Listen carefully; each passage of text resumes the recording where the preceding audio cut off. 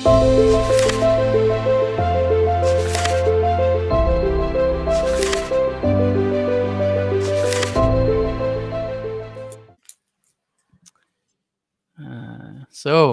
hello everyone, and welcome to a new episode of MOD Media. Today I have the honor to share this digital space with Norman Fenton. Norman, it is really delightful to have you here. You are a mathematician and a computer scientist.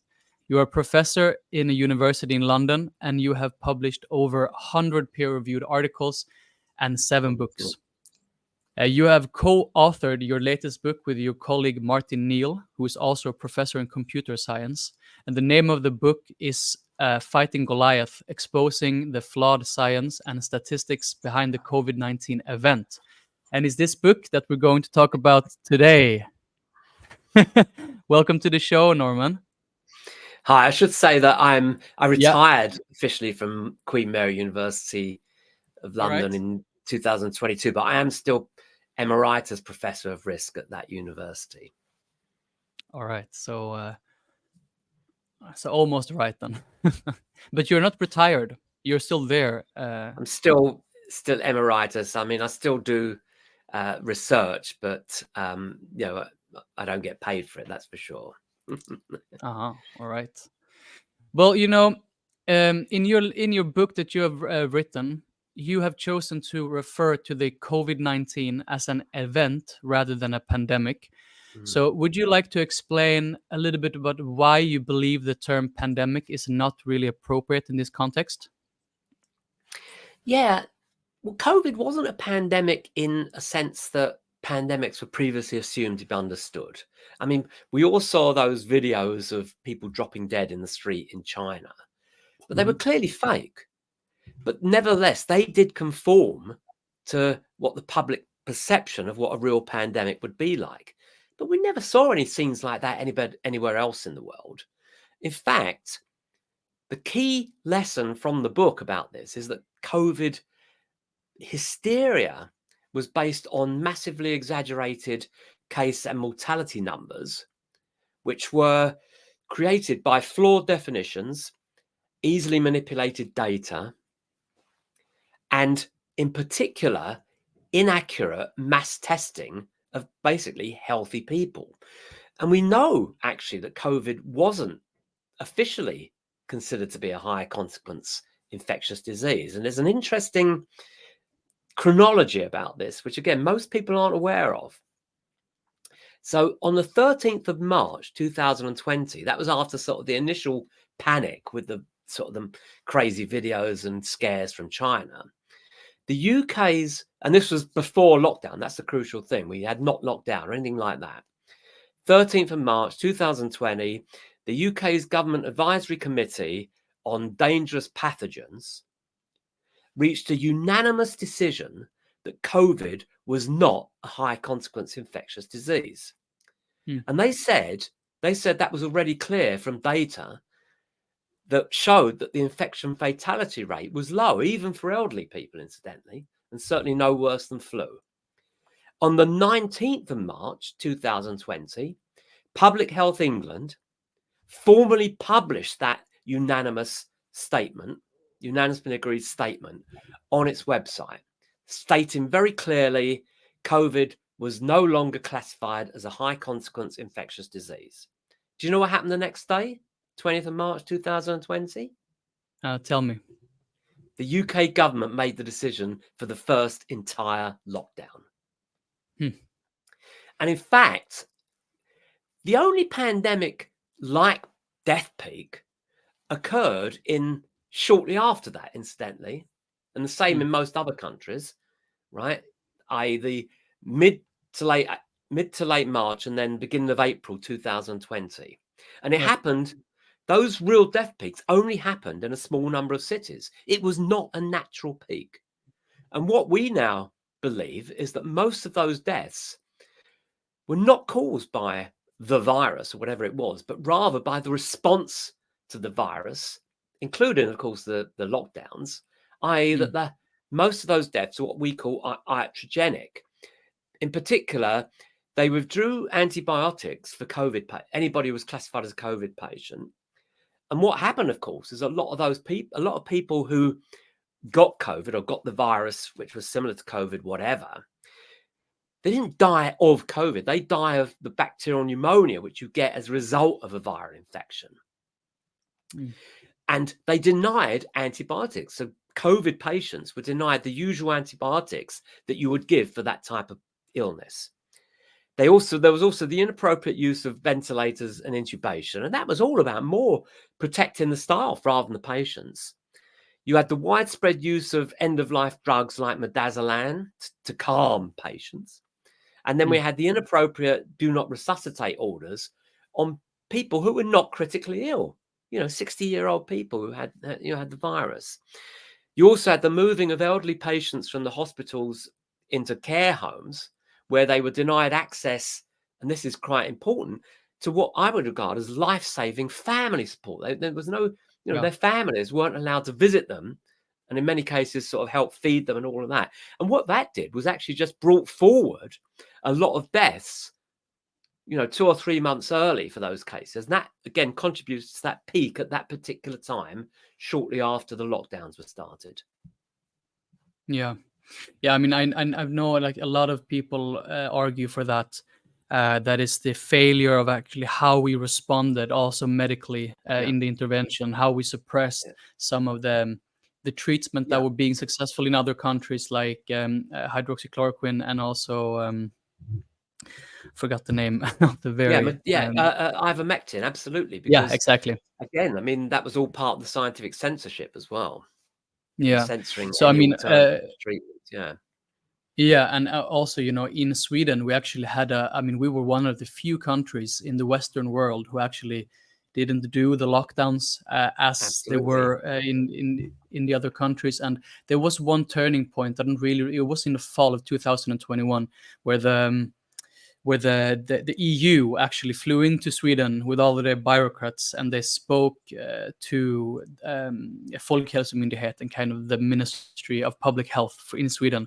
And ever since then, we have a minister called Anders Tegnell. He was actually like really sober. He was really sober. He took really good decisions, and we kept on quite as usual. But after that moment, after that day, the tone was completely different in all of Sweden.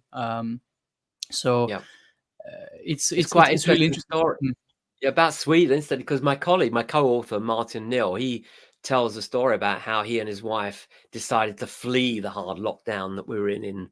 We couldn't do anything in the UK, so they actually took a long weekend trip to Sweden, and at the time when, of course, Sweden wasn't in the kind of lockdown that was happening everywhere in Europe. And he was telling, he's got some quite funny stories about how the bar people they were playing sort of music in the bars and stuff like that, as well as people being everywhere. And Marta was saying that that even where people were allowed into bars with masks and stuff like that in the UK at certain points during the lockdown, they weren't allowed any music. You know this, because it was considered that if you because if you sung, you're more likely to spread the virus. This was the kind of craziness that was happening. It must be really crazy. To just go from the UK and see that. It must be like going to another world, really, to just go to another country so close by and just see a completely different climate. So we were kind of in a bubble here in Sweden, I would say, for sure. But what is interesting, what I'm really noting when you speak, Norman, is that it should be that this ministry that actually decided that COVID was not as infectious as we were told, they should have a communication with the government in the UK. So, like, just what happened really there? It seems like there's one narrative of the government and one narrative of the other institutions. Or do you understand what I mean?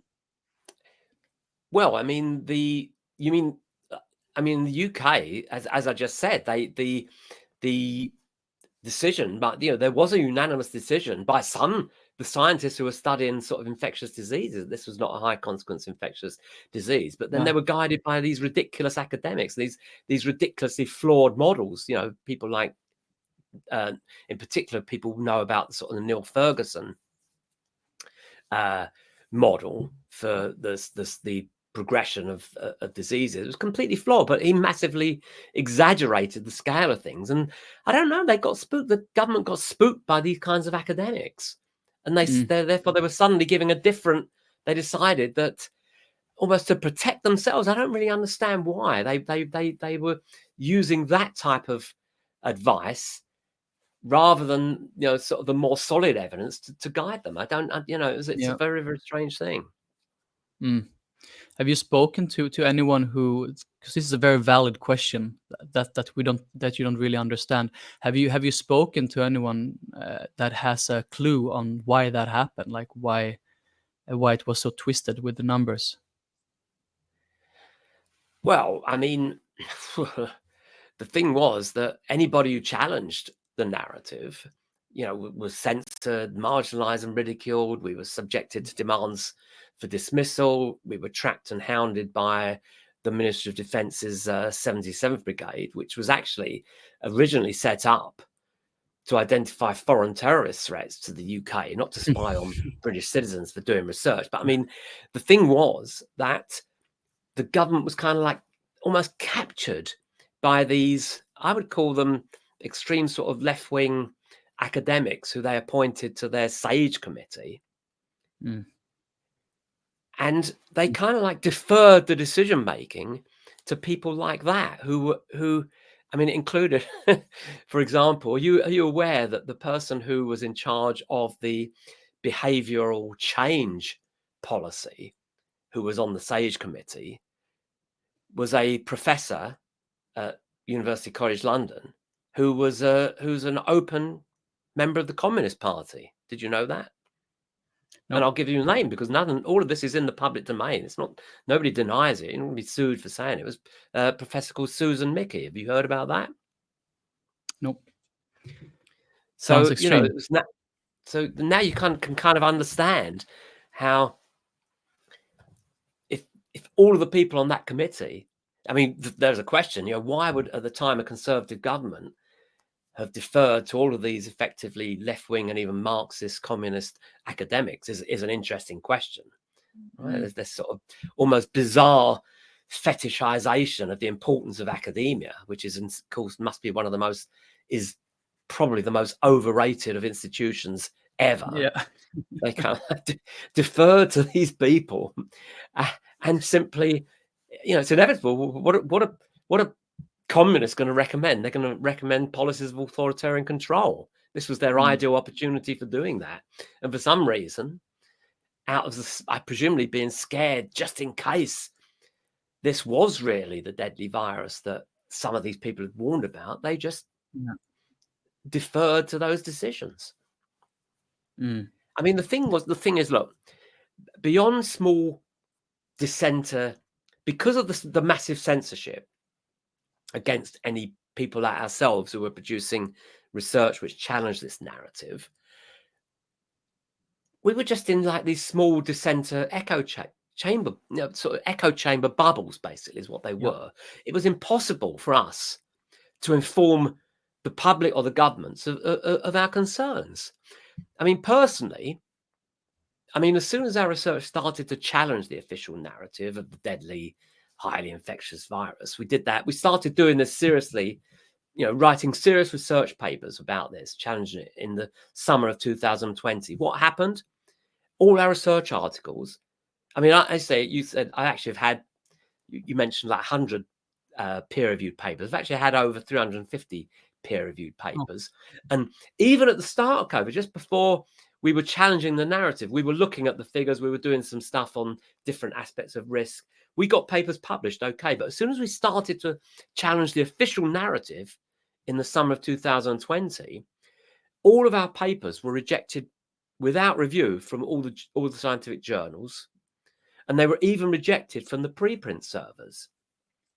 I was personally censored on Twitter and YouTube, who even now instantly remove any video I post mentioning concerns, for example, about the vaccination.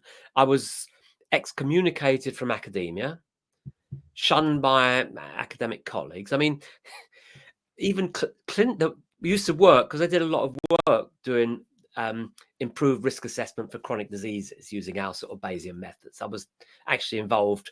I was actually a principal investigator of a major collaborative project at the time of when COVID started. But a lot of the clinical academics that I worked with on those things, which had nothing to do with COVID, they actually removed themselves from papers in which I was the co-author. Mm. And they also incidentally removed me from grant applications after that. I mean, I got kicked out of the Turing Institute where I was a fellow. I got disinvited from talks, including from my own medical school, the Wolfson Institute. And others, I mean, in early 2022, which was after I started talking about, well, actually long after I started talking about problems with the vaccine, but it was before I was about to teach my master's module, which I've been taught many times before. It was a compulsory module to like about 300 students at Queen Mary. Mm. A delegation of about a dozen students went to the head of school and demanded that they be switched to an alternative module because they refused to be taught by me because I was classified Wow. as an anti-vaxxer. I didn't get any support, incidentally, from the head of school. But I think of all them, I mean, I'll give you some other examples of this whole censorship thing and how it affected me personally. So in June 2023, I was actually billed as a keynote speaker. I'd agreed to do a keynote speech at a big National Health Service conference, which was on AI and data analytics. Again, my speech had nothing to do with COVID. It was just about, again, the Bayesian methods that we use for sort of improved risk assessment, stuff like that. I got cancelled. The talk got cancelled on the basis that someone had alerted the committee that my Twitter activity suggested I was an anti-vaxxer. So they just cancelled me like that. Now, the Free Speech Union in UK kind of like took up my case on this, and they kind of like submitted what's called a judicial review. And in response to that, their lawyers not only called me a conspiracy theorist, but they actually accused me of being a Hitler supporter for posting clown world emojis. Now, my dad, I mean, it was very they didn't do their due diligence on me, that's for sure, because of course it's quite public that I'm Jewish. My dad was a Holocaust survivor whose entire family was murdered by the Nazis, and yet they were making these Hitler Association accusations against me because I posted a couple of emojis. I mean, did you ever hear that, you know, those clown world emojis, everybody put it, you know, when you're laughing at someone or ridiculing or whatever, you put it at the end. It's just as a joke, whatever. Are you aware that that's supposedly a Nazi dog whistle? I never knew that. Seems bizarre, if you ask me. Wow. I mean, incidentally, some other things about this whole censorship thing. So there's some quite amusing things. In March 2021, there was a Times article which actually named me as having they said I had the bizarre conspiracy theory for suggesting then that the vaccinations could kill. That was just after, you know, the vaccination program was started to be rolled out in January 2021. So it hadn't yet even been rolled out to younger people. It was only the old people who were getting it by then. And they said, you know, I was a mad conspiracy theorist. In fact, that article in the Times was part of a double page spread where the headline, you know, emblazoned across these two pages was that the AstraZeneca vaccine was 100% effective. New research has shown, of course, that within weeks, actually, the AstraZeneca vaccine was known to be so ineffective, was shown to be so dangerous that a lot of European countries already banned it.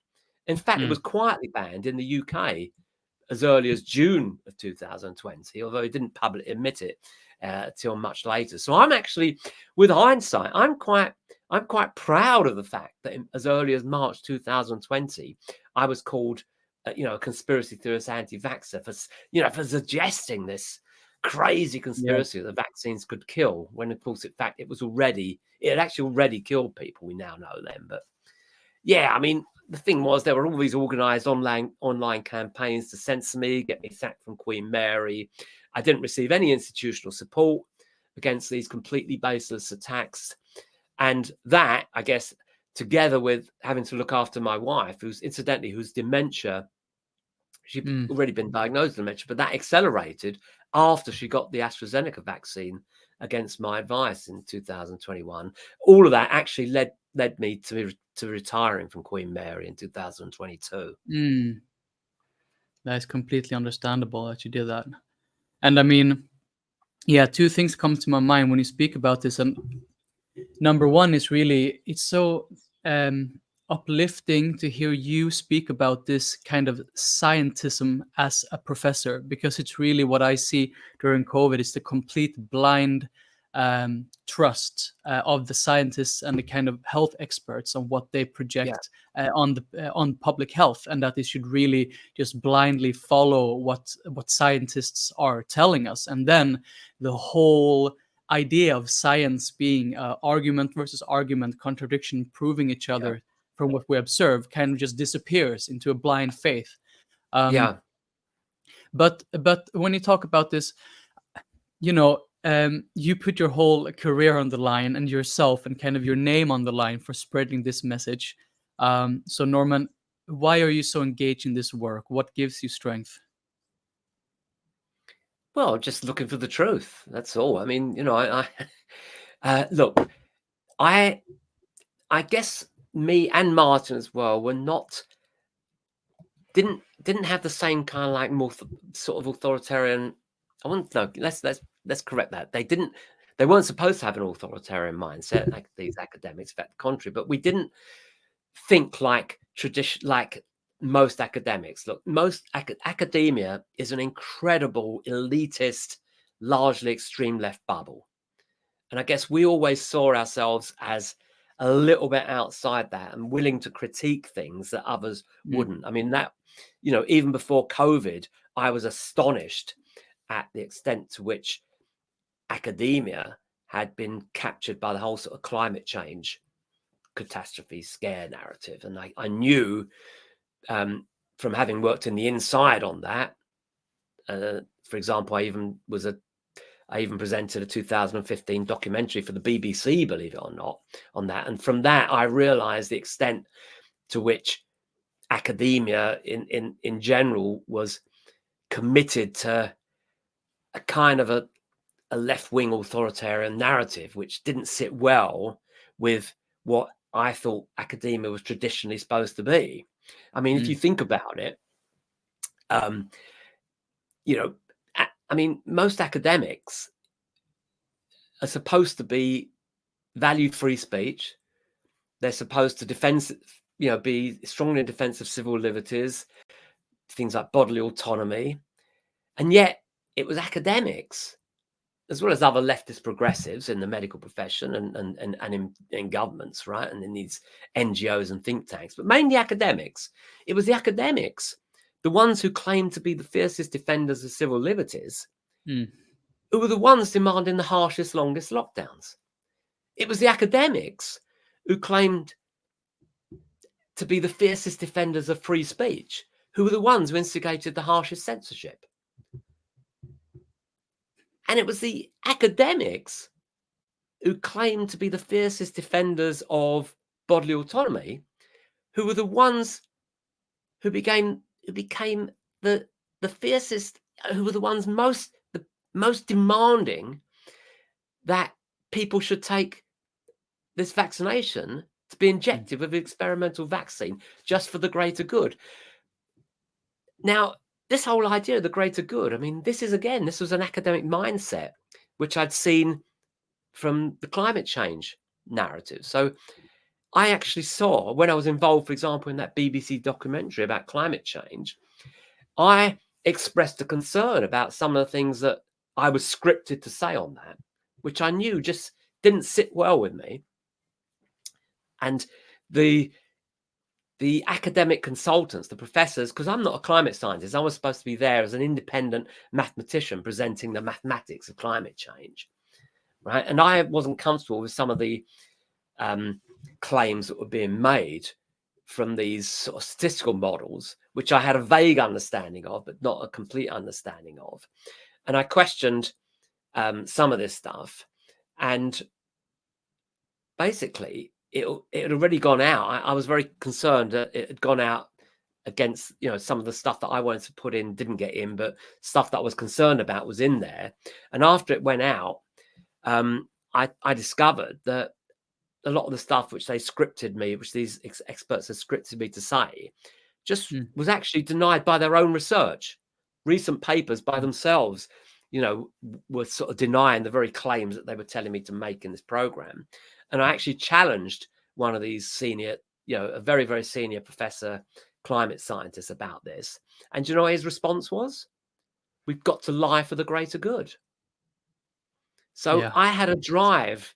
I already knew that, why am I doing it, especially now? Because I saw how that type of attitude, which was almost universal for academia, was going to be applied again during COVID. And I saw from the data alone that this was all wrong. And therefore, I felt I had to really speak up about this.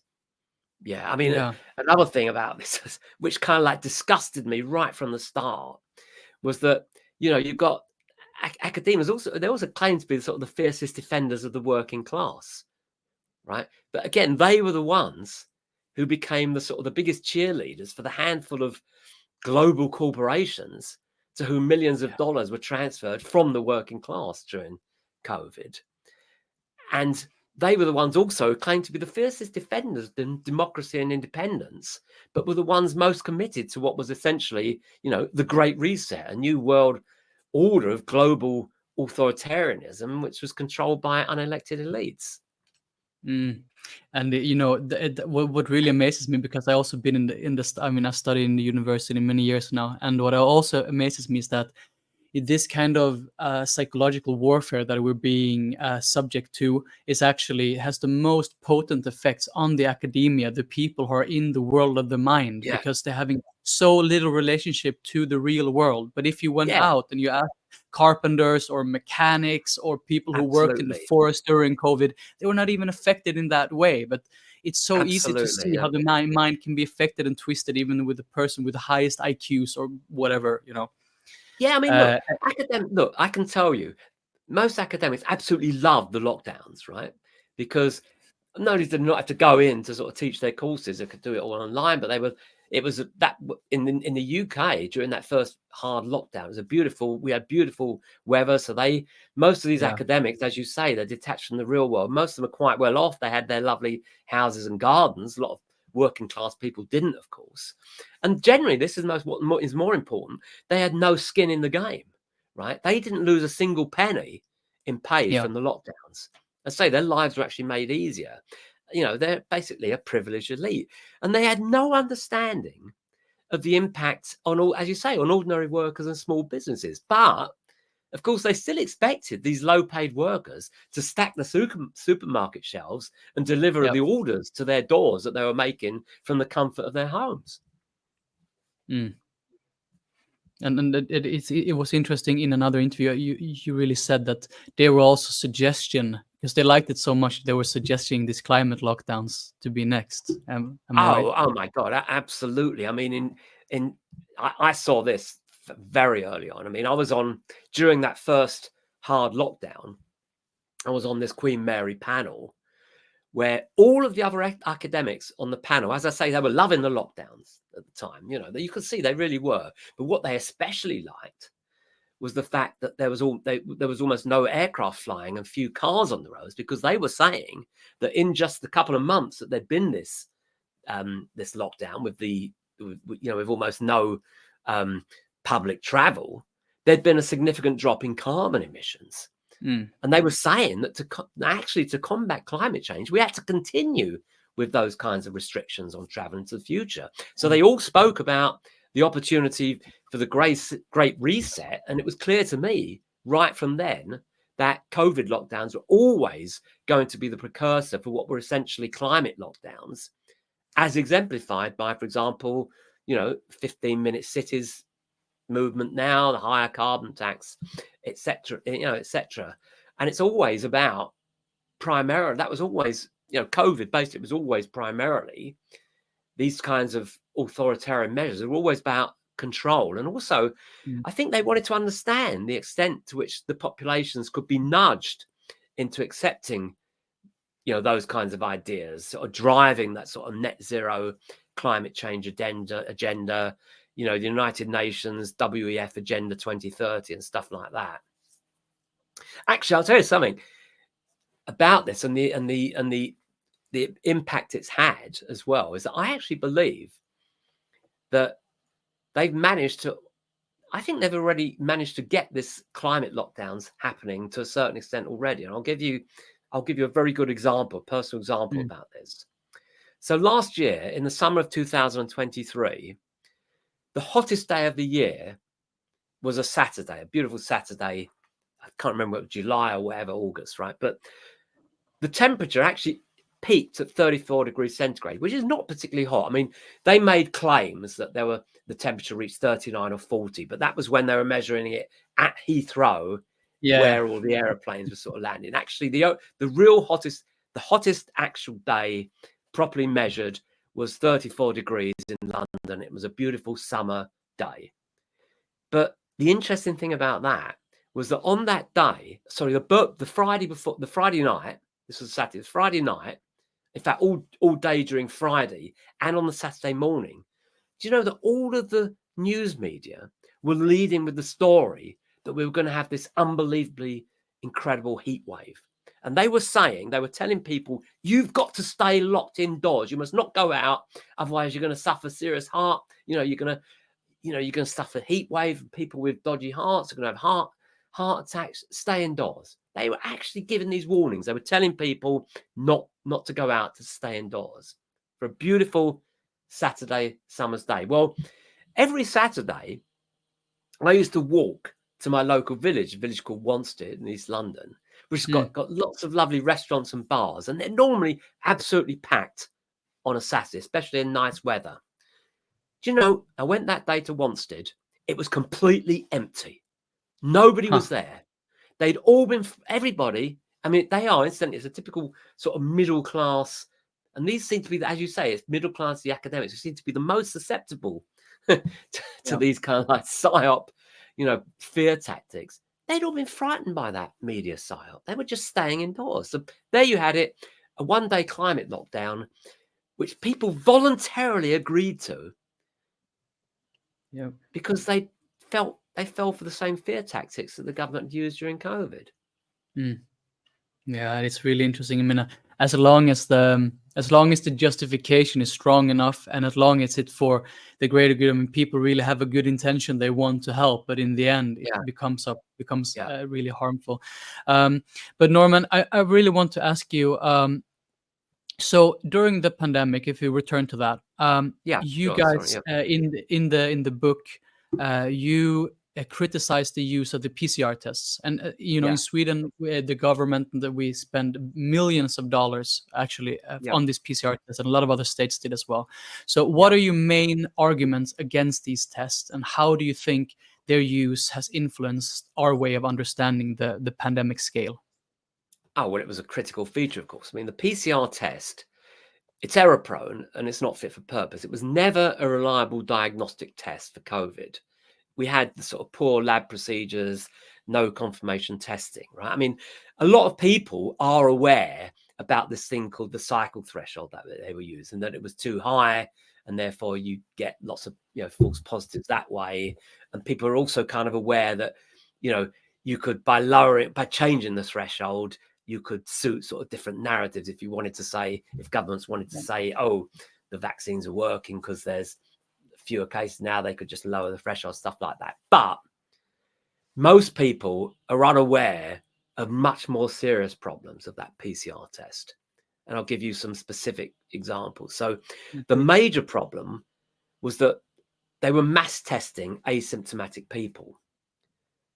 And the fact is that 90% of asymptomatic people who were testing positive and who were therefore classified as COVID cases, because all you had to have to be classified as a COVID case was a positive PCR test, irrespective of whether you had symptoms or not, or went on to. Now, 90% of those never had COVID. They never went on to become ill. Just sorry, I've got some interruption here. They never went on to develop symptoms. So they were false positives. So 90% of those asymptomatic people, I'm not saying the symptomatic ones, but 90% of the asymptomatics, which after the summer of 2020 was the majority of people who were testing with PCR tests, they were false positives.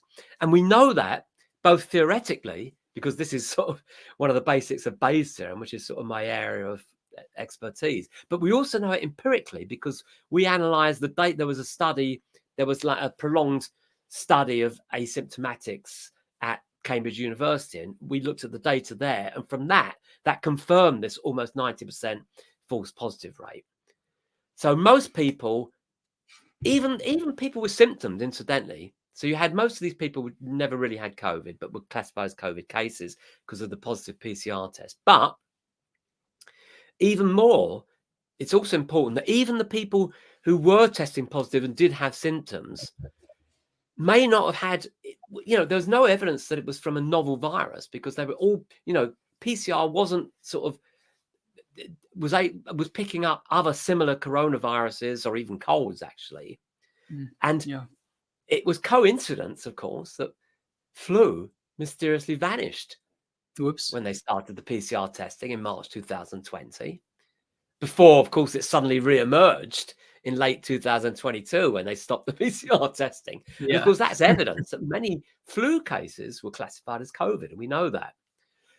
Some other problems, I can tell you that there was this so-called single gene positive problem. So many of the big labs in the UK, I'm sure this was the case elsewhere as well, they were reporting PCR positives on a single gene when both the World Health Organization and the kit manufacturers were specifying a minimum of 2 genes positive were required.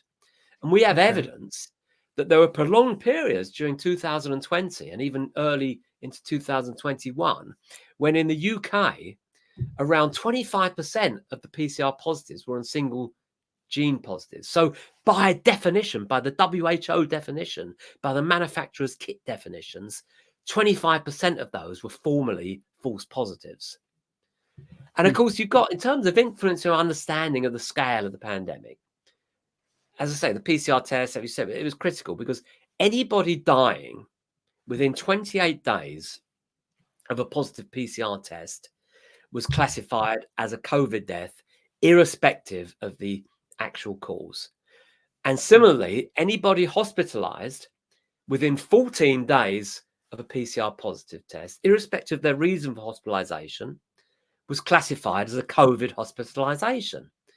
And anybody, in fact, in hospital, they would, if you were entered on hospital admission and every day you were in hospital, they were giving PCR tests to people in the UK, irrespective of what they were there for. And if you tested positive anytime after admission, even if you went in for, to have a leg amputated or whatever, or for, for stent surgery or whatever, you were classified as a COVID hospitalization. And what's the impact of this? Well, we know from freedom of information requests in the UK and Northern Ireland that less than 5% of COVID classified deaths were in people without serious comorbidities. In fact, no one under the age of 20 died from COVID alone. In fact, in the whole of Northern Ireland, for example, we've recently discovered from a freedom of information request, there were just 275 COVID deaths, proper COVID deaths. People were classified properly only with COVID or COVID pneumonia without other causes. There was only 275 in the whole of the 4 years. Nobody under the age of 35 in Northern Ireland died from COVID or COVID with pneumonia without other serious causes. So, that's how the PCR test was used to drive that entire narrative. Yeah, and I mean, a narrative that was really just driving, it seems like it was just driving for the vaccination, really, or I question myself, why did they drive that so hard? I mean, if it were so we know obvious, the thing was flawed. The thing was, this is quite critical. We did a lot of, we did extensive research about this, right? Because in what a lot of people forget now is that by far the biggest COVID wave, almost this really exponential massive wave, 10 times bigger, in fact, than the supposed original wave in March of 2020, was this massive autumn to winter wave of 2020, 2021, right? It was 10 times bigger, but of course it was being driven by this mass testing of asymptomatics. Because when at the end of the first lockdown, I mean, again, I'm talking UK perspective, but it was similar in other countries other than Sweden, right? Although the waves, Sweden did a lot of testing as well. Like it was just what was happening. What happened was that people were coming out of lockdown in late summer,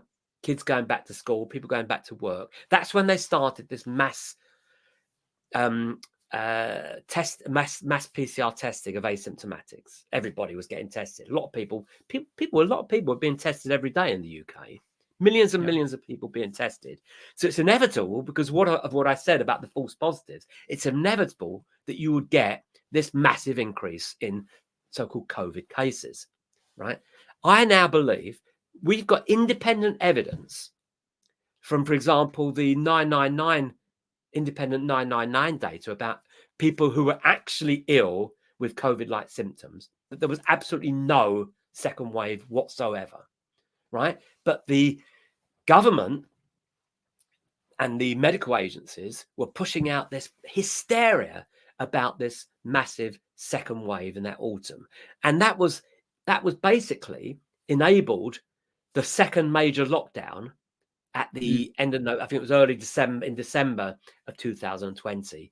And as you said, more importantly, it created a narrative that the only way out of the lockdown now, and the only way out of this COVID pandemic, was the vaccine, which coincidentally was, of course, introduced at the end of December, with the mass rollout at the beginning of 2021.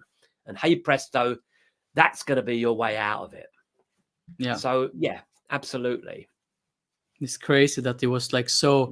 I mean, I who kind of stood out. I was doing my doctor's, medical education at this point. I mean, also in our classroom, the hysteria was super high. People were really believing in the narrative. I mean, I wrote some stuff on Facebook and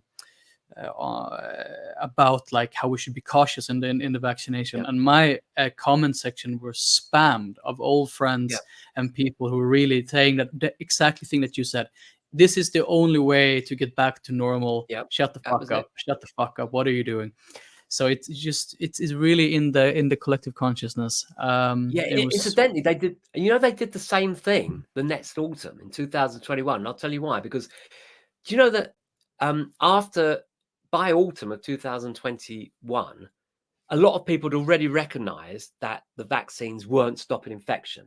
They were still, the government was still, of course, pushing this narrative that but if you get you unless you were vaccinated, if you were vaccinated, it might not stop infection, but it's certainly going to stop you becoming seriously ill and certainly stop you from being dying. There was that narrative, but in actual fact, people weren't entirely swallowing it. There was a lot of already what they called vaccine hesitancy happening in late summer of 2021, right? And that was the time, of course, they wanted to introduce the booster program. And the only way they could do that was to introduce this new mass hysteria by pushing this argument. In fact, they sent text messages to every single person who was registered with a GP in the UK. We all got a text message in, I think it was mid-October or early November of 2021, which said, all those who were eligible say, you've got to get your booster now, because over 80, I think they said 90%, 80 or 90% of everybody hospitalized with COVID was unvaccinated. They actually said that. Right. Well, you know what they did? You know how they were defining unvaccinated then? And we've got evidence of this. We've got proof of this. They were defining anybody as unvaccinated in those messages. They were also claiming up to 95% of those who were hospitalized with COVID were unvaccinated. It was all based on the definition that anybody who was not fully vaccinated was unvaccinated at that point. Yeah. And fully vaccinated meant that for the young people, those who weren't eligible for the boost at that point, it was anybody who hadn't had their second vaccine at least 3 weeks before. So even if you'd had the second vaccine, right, and you'd had it 2 weeks ago, you weren't classified as fully vaccinated. And anybody who was eligible for the booster, but had only had 2 vaccines, even if it was like a few months before, they were classified as unvaccinated, not fully vaccinated. So they were using this, they were using the term unvaccinated for the surrogate of not fully vaccinated, with those ludicrous definitions of what fully vaccinated was. And that was how they created this complete fabrication of 95% of those hospitalized and dying with COVID are unvaccinated. It was a complete and utter lie.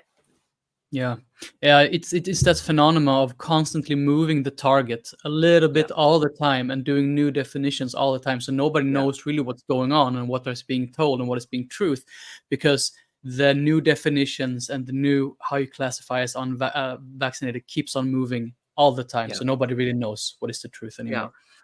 But now we have entered really the vaccinations during COVID, and I just want to ask you, so throughout the pandemic, we were repeatedly told through institutions and government that the vaccines were quote unquote safe and effective, and this was going on every day in subliminal programming. So you and Martin, you really dug into the data and the studies behind these injections. So do the statistics and facts support this claim that it was safe and effective? Absolutely not. Look, we looked at every major study, every major published study, and all the ones that were most quoted and most cited in the media. Every one of those studies, which were claiming either vaccine efficacy or safety, suffered from similar systemic flaws and biases, such as, but not only restricted this, but such as classifying people who tested PCR positive within 21 days of vaccination, classifying them as unvaccinated, and classifying people dying shortly after vaccination as unvaccinated. Now, we showed that because of these definitions, every claim of efficacy or safety was inevitably massively exaggerated. We call this the cheap trick. And we showed that you can make even a dangerous or completely ineffective vaccine appear highly effective using those same sort of misclassifications and biases. Okay, so I mean, just think about it. Just think about how ludicrous those classifications are in an extreme hypothetical case.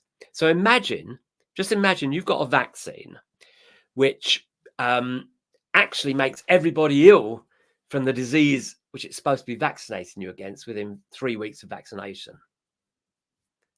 So a vaccine that's supposed to protect you against this disease, but you get the disease within the first 3 weeks. Now, assuming that you do get immunity, let's say within the next 3 months from that disease, then by the way they do these studies, because they're all over they're usually over a 3-month period for assessing efficacy, that vaccine, which is infecting everybody who gets it, is defined as 100% effective. Because in the period where they're classifying people as vaccinated, you're not going to get any incidence of the disease. And incidentally, even more ridiculous, just think about, suppose everybody died from the vaccine, that particular vaccine against that disease shortly after they were vaccinated, then they would consider it to be 100% safe, because those people aren't classified as vaccinated. The only people then who are dying would be people who coincidentally die from it after. So, but we also, it's not that this is not just theoretical, hypothetical, but we know, for example, from extensive empirical data, that there were disproportionate higher number of PCR positives in those vaccinated within the first 14 or 21 days of vaccination. So they would have been classified as unvaccinated in every study. Or people say that people who challenged our work on this said, "Oh no, we would have ignored those people." Well, it doesn't matter whether you treat them as unvaccinated or you take them out. You're still introducing the same bias against in the classification of in comparing the rates of infection or deaths from COVID between the vaccinated and the unvaccinated. And the key thing is, of course, where we've done a lot of statistical analysis as well on all of the data, like the Office for National Statistics data and stuff like that, is that once you do the statistical adjustments for the flaws and biases, there's no evidence that the vaccines were effective or saved any lives. In fact, on the contrary, we are seeing increasing evidence that in most age groups, when you look at all-cause mortality, you've got a higher all-cause mortality rate in the vaccinated than in the unvaccinated. Now, I'm not one of these who's claiming that millions of people have died from the vaccination. I don't see that there's any real evidence to support that. But there is evidence to support the fact that there does seem to be a small increase in all-cause mortality in the vaccinated now. So people do seem to be increasing cancer, heart, other types of deaths in the vaccinated compared with the vaccinated. Yeah.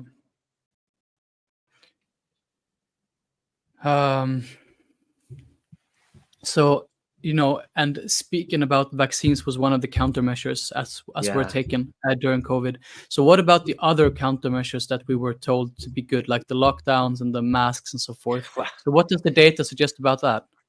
Well, even if you ignore the known damage of things like the lockdowns, not just economic, but also the health damage, not just physical health, psychological health, it's health, etc. We know those weren't taken into consideration, of course. They never looked at the cost benefit of risk benefit of lockdowns. They only were looking at what they considered to be the benefits in terms of they were expecting reduced COVID cases, etc. I was actually involved. I mean, there's lots of studies, not just me, but I was actually involved in a big study of 6 European countries. It was a study led by, the main author here was Jerry Quinn, but there were several other co-authors. We looked at the impact of lockdowns and other pharmaceutical measures, as well as vaccines. Of course, it included social distancing and masks, stuff like that. So that the impact of vaccines and generally other non-pharmaceutical interventions on the progression of COVID. And bearing in mind, this study actually relied on that very unreliable COVID case and death data. But even using all of that unreliable COVID case, that exaggerated COVID case and death numbers, what we found in that study was that none of those things, neither the vaccines nor any of the non-pharmaceutical interventions, had any significant impact on the progression of COVID as measured by cases and fatalities. The only thing that did have a significant effect was seasonality, which is what you'd get from any normal respiratory virus. There's a seasonal effect. That's where you get the increases and stuff like that. And there's actually a funny anecdote also to this, relating to what we were saying earlier about censorship. One of the co-authors of that paper was the world famous scientist Willie Soon. And it's interesting because he actually talked about that study when he did an hour-long interview with Tucker Carlson. I don't know if you saw that interview. It's quite an interesting and entertaining interview, right? What's funny is that when I took the 30-second clip where he was talking about that study and put it on my YouTube channel saying, this was a study. I just linked it to the study with the paper because he didn't explicitly refer to the paper that we had on it. I actually got a YouTube strike for that. It wasn't just taken off. I got a strike. In fact, at the moment, I'm on 2 strikes. So my whole YouTube channel could be suspended at any moment. But interesting enough, and this is a weird thing, is that the entire Tucker Carlson interview is still up on YouTube, which includes the exact clip that I took, which they issued me a strike for. So anyway, that's an aside. But I also did a detailed Bayesian analysis of what was supposedly the largest widely cited mass study. It was a study from hundreds of thousands of villagers in Bangladesh, some of whom apparently got masks and some of whom didn't, right? Well, I actually showed that study was so completely flawed and actually demonstrated no significant benefits at all in terms of reduce COVID numbers or deaths.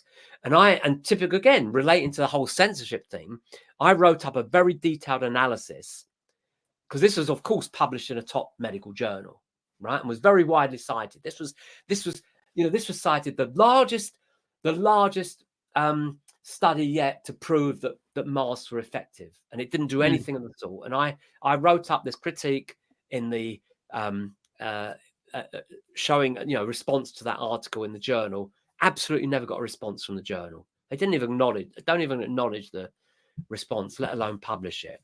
And I guess my final word on this is also, I mean, you mentioned earlier about the massive cost of the PCR testing program and stuff like that. In actual fact, the UK's track and trace program, which incidentally people don't realize how much money was spent on not just PPE, and stuff like the tests. It was much more expensive from that. Do you know that they employed an army of people? I mean, literally thousands of people to do things like regularly telephone people who were PCR positive, especially people who'd been on trips anywhere. They were actually phoning these people up to ensure that they were quarantined, that they never left their house.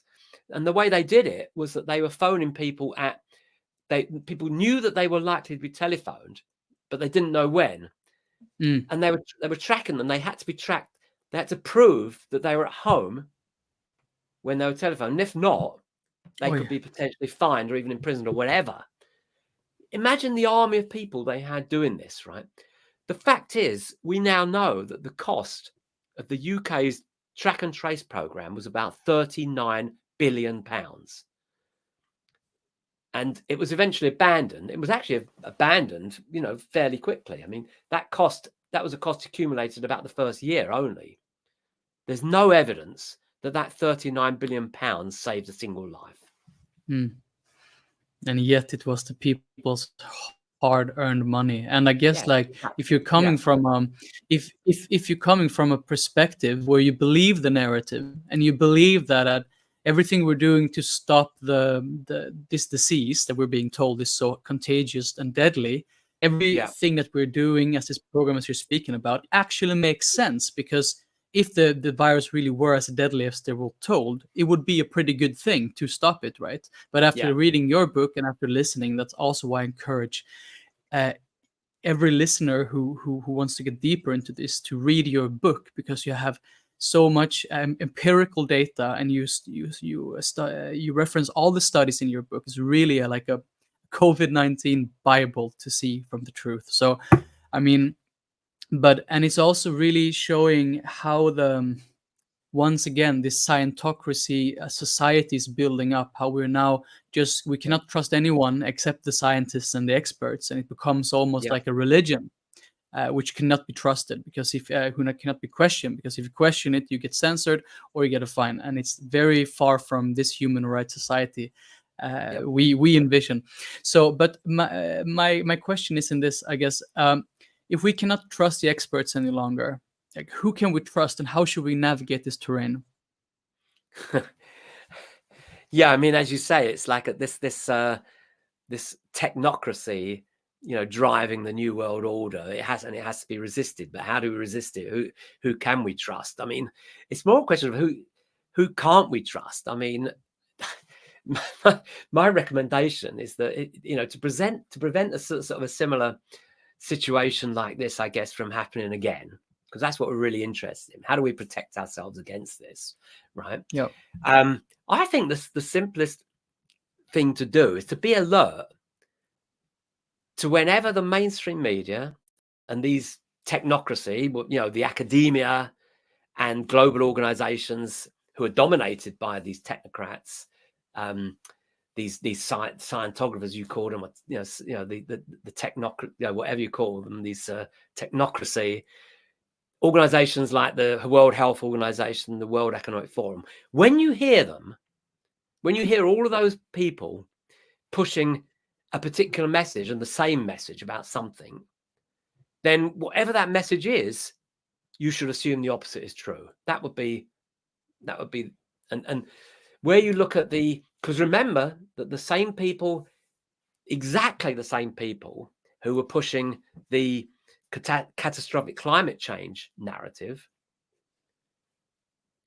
are exactly the people who are pushing the COVID narrative, and they're exactly the same people who are pushing the net zero Agenda 2030 narrative. So you know that these people are wrong. So just ignore what they're saying. In fact, assume that the exact opposite of what they're saying is true, and maybe listen to the people who are dissenting against those things. Yeah. But I also believe it's really hard, because if you really look and you dive into not the dissenting voices, of course they're dissenting, but if you go on, like for example, Agenda 2030, and if you read that, really, it's a very diplomatic language. So it's really hard to see why should this be any bad at all, really. But then if you listen to the dissenting voices and the theories around it, you really understand. But for anyone who doesn't have that capability or that curiosity, who just blindly follows.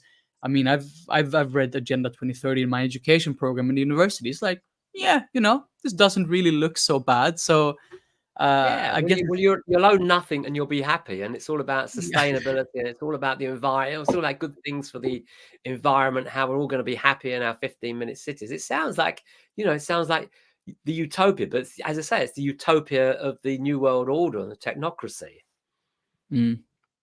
yeah, and I mean, it's also where this, I mean, merger, the COVID, as you say, meet this climate change things as a model building up how things could look like and how good it could be. And then, I mean, for the normal person, I mean, I posted a post about this the other day on Facebook, just in the 15-minute cities, and there were one person asking me like, yeah, but what is bad about that? I mean, you have Yeah, everything you need. exactly. You don't put out anything bad, but the problem is not, because the intention and the justification sounds very good, and Yeah. it comes packaged in a pink box, and you think it's just delightful. But when you're really there, and slowly you're seeing this totalitarian tendency for lockdowns and masks, and you cannot question, and censorship and human rights is being violated, then you really start to ask questions. Yeah, I mean, we're moving towards the sort of the Chinese, social credit scoring system eventually, and people say, well, what's wrong with that? If you've done nothing wrong, you've got nothing to be afraid of. And you've also got all of that you've got these worldwide. Remember these whole programs to clamp down on what they call misinformation. Well, misinformation during the whole of the COVID era, and also climate catastrophe scare era, is simply about silencing real dissent on that. That's what it's all about. Real information is actually silencing truthful information, which they don't want you to know about. I mean, that's where we're going. That's where we're heading. And eventually it's going to be, full digital control, digital IDs, central bank digital currency. That's where we're heading if we don't resist these things. Yeah, so that, I mean, and that also, that narrative is fairly dark, but it's really, you really need to look at it to face, to see where we don't want to go in order to create the world that we want to see and that we want to be a part of instead. And I think that's my last question to you, Norman, that you and Martin said in your book that you are cautiously optimistic about the future, and you emphasize the importance of learning from this COVID-19 events. So what are your hopes for the future and the key lessons that we should take with us to prevent this similar situation occurring again? But actually, I don't think I'm really even cautiously optimistic anymore, I have to say, because I mean, look, Yes, I am. interesting. There's been some, look, the mainstream media, for example, is at least now covering stories of things like the vaccine injured, right? So there's a little bit of progress there. There's a little bit of awareness there. But actually, what I'm seeing is a continued doubling down of the official narrative that, that COVID was a deadly pandemic from which we were saved by this miraculous novel vaccine. And I mean, kind of like there's evidence that, the UK have got this government COVID inquiry, which is going to go on for several years, actually. But it's already clear that they're pushing the narrative that the only real major error that was made was that we didn't lock down sooner, harder, and longer. And, even worse is that there's this drive to convince people that new pandemics are coming and that we need to be even better prepared to sacrifice our way of life in a similar way to combat them. I mean, I don't know, that I think that the positive notes are that more people are alert to the extent to which they were manipulated.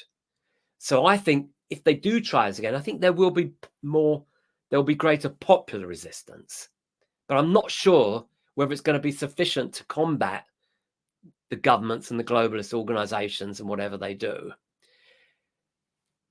I mean, I'm pleased also, I have to say, I am pleased that more people are aware of the corruption and ineptitude of academia. So there's going to be a lot more skepticism about anything that comes out of academia in future. So those are the positives, and the recommendations are, as I say, to ignore everything that are coming from those academics and sort of globalist organizations. Ignore everything they say when they're all giving you the same message on something, because it's bound to be, you should believe the opposite of what they're saying.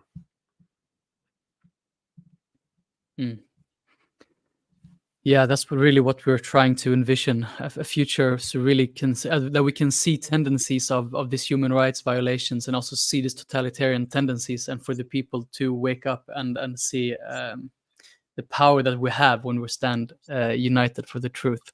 So Norman, thank you so much for being a voice in this movement, and thank you so much for your courage and that you took the time to do this the interview.